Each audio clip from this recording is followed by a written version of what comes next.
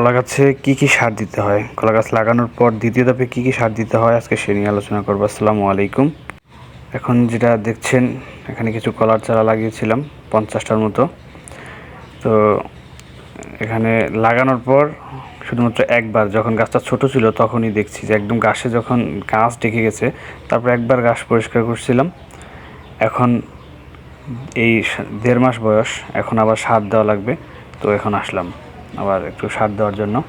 সাথে একজন বাইকে নিয়েছি কাজ করার জন্য, যাতে কাজটা দ্রুত করা যায়। আকাশে মেঘ অনেক, যে কোনো মুহূর্তে বৃষ্টি আসতে পারে। ঠিক আছে, দুজনে মিলে করলে কাজটা খুব দ্রুত করা যাবে। কলা চাষ কিন্তু অত্যন্ত একটা লাভজনক চাষ, কারণ এর মধ্যে ওরকম পরিশ্রম বা সময় দেওয়া কিছুই লাগে না। এই যে আমি লাগানোর পর আমার ওই পাশে বাগানের যে অর্থাৎ সবজির যে প্রজেক্ট করি আমি, ওইখানে কাজের চাপ, এত পরিমাণ কাজের চাপ থাকে যে সব সময় ওইখানে খাটি, আর এখানে আসার সময় হয় না। এখানে লাগায় গেছি, তারপর এই যে আসলাম আজকে।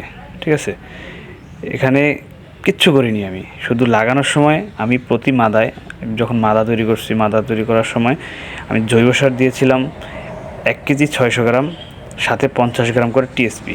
মাদা ভালো করে মিশিয়ে দিয়ে 2 দিন পর আমি চারাটা রোপণ করছি। তারপর এই যে আজকে সার দিচ্ছি, অর্থাৎ 1.5 মাস পর। এর মধ্যে আমার কোনো কাজ ছিল না। ঠিক আছে, তো আজকে আবার 4 KG urea, 5 KG TSP, 4 KG MOP, আর হচ্ছে 3 কেজি জিপসাম, আর 25 কেজি দিয়েছি জৈব সার কিংবা আপনাদের যদি কাছে থাকে পচা গোবর, অন্তত 1 বছর পুরনো পচা গোবর হতে হবে।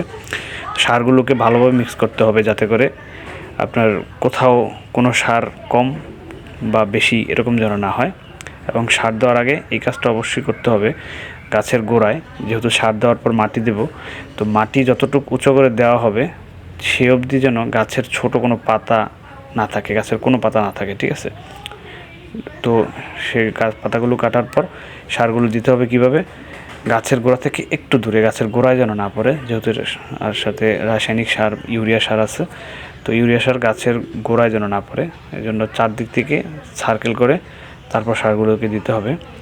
আমরা পুরো গাছে একবারে সার দেওয়ার পর তারপর মাটি চাপা দেব, কারণ হচ্ছে একটা দিয়ে যদি মাটি চাপা দিয়ে দিই, এতে করে কোথাও কোনো গাছে কম বা বেশি, প্রথম দিক থেকে কম হতে পারে, পরবর্তীতে বেশি হতে পারে, বা প্রথমে কম বেশি দিয়ে ফেলে পরবর্তীতে সার শেষ হয়ে যেতে পারে।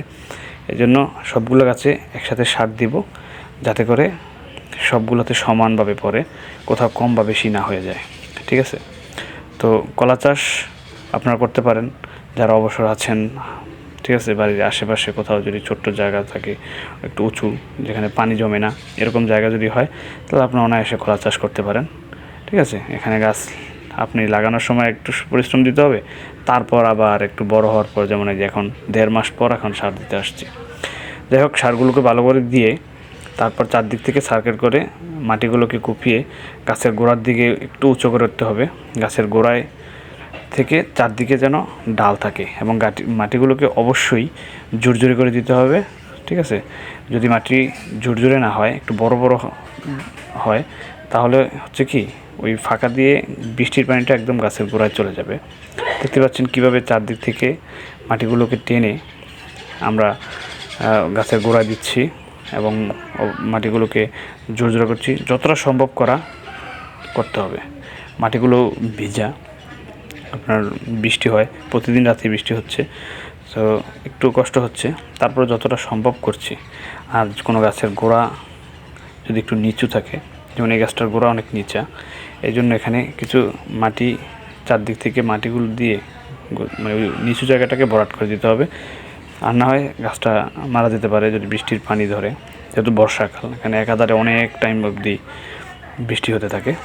ঠিক আছে, তো এইভাবে সবগুলো গাছে আমরা দিয়ে দেব ইনশাআল্লাহ। আমাদের কাজ অলরেডি শেষের দিকে, অল্প কিছু গাছ আছে, আকাশে মেঘ ডাকছে। ঠিক আছে, যে কোনো মুহূর্তে বৃষ্টি চলে আসতে পারে, এই জন্য কাজগুলো খুব দ্রুতই করছি, যাতে করে এতগুলো সার দিছি যে গাছের গোড়ায়, এখন বৃষ্টি চলে আসলে সব শেষ। আমি এখানে জিনাইন কলা যে চারা লাগিয়েছি, এটা টিস্যু কালচারের চারা, ল্যাবে তৈরি হয় যে চারা। এটাতে আপনার পানামা রোগ বা ছিগাটোকা কলা চাষের মধ্যে এই রোগগুলো একদম অনেক বেশি ক্ষতি করে, এই রোগগুলো নাই। এক্ষেত্রে এটা চাষটা আরও বেশি সহজ হয় এবং লাভজনক থাকে, যেহেতু এখানে রোগ যদি না থাকে আপনার লসের হারও কম, আবার খরচটা অনেকাংশে কমে যায়। তো আজকের জন্য আমাদের কাজ শেষ, আলহামদুলিল্লাহ। আমার জন্য সবাই দোয়া করবেন।